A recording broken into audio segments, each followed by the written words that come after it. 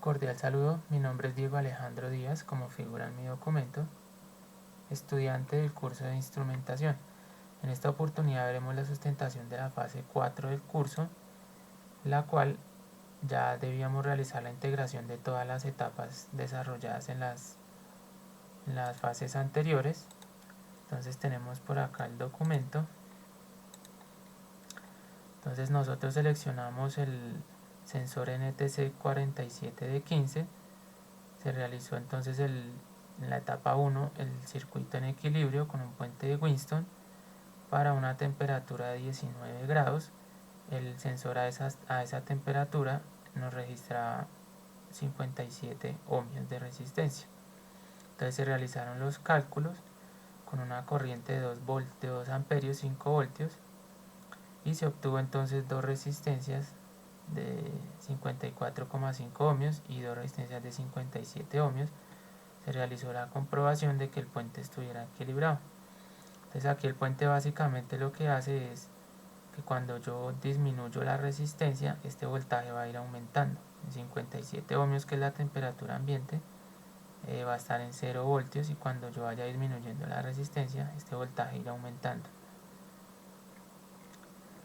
En la segunda etapa entonces se realizó el diseño de un circuito para un amplificador de instrumentación AD620 con una escala de 0 a 5 voltios. Entonces aquí se comprobó la ganancia del circuito, que era de 5, y con la ecuación de ganancia del amplificador se halló la resistencia de ganancia, que es de 12,3 kiloohmios. Se realizó la comprobación también entonces en Proteus, donde se verificó que cuando se ingresaba 0 voltios a la salida había 0 voltios, y cuando se ingresaba 1 voltio a la salida iban a haber 5 voltios. Luego entonces se realizó el diseño de un filtro activo pasa bajo con una frecuencia de corte de 500 Hz. Entonces se realizaron los cálculos según el factor de calidad y la constante K de Butterworth. Entonces se halló el factor M de 0,7071, la resistencia R de 3,751 kiloohmios. El condensador 1 se estableció según una referencia comercial de 120 nanofaradios. La resistencia RA da un valor infinito, por lo cual no se incluyó en el circuito. La resistencia RB de 7,5 kiloohmios y el segundo condensador de 60 nanofaradios. Se realizó también la simulación del circuito en Proteus con los valores hallados, y se obtuvieron entonces estas gráficas donde se ve la atenuación de la señal y la frecuencia de corte de más o menos menos 4,7 decibeles aproximadamente.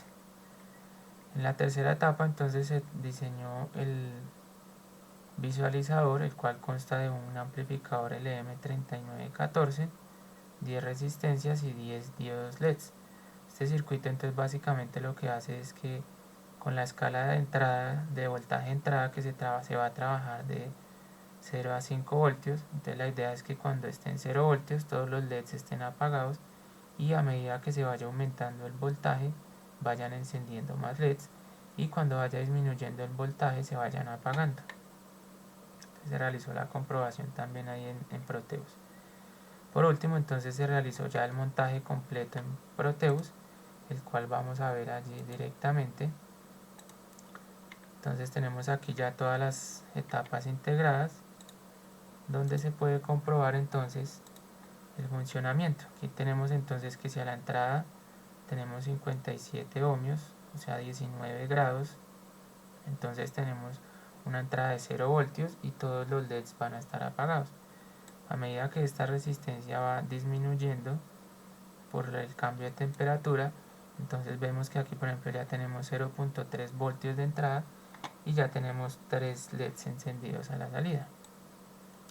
Y así sucesivamente, si yo voy aumentando aquí la temperatura, va disminuyendo la resistencia, este voltaje va aumentando, y aquí van encendiendo más LEDs hasta completarse en los 10 LEDs. Ya después de 1 voltio ya van a estar encendidos todos los LEDs porque se trabaja una escala de entrada de 0 a 1 voltio.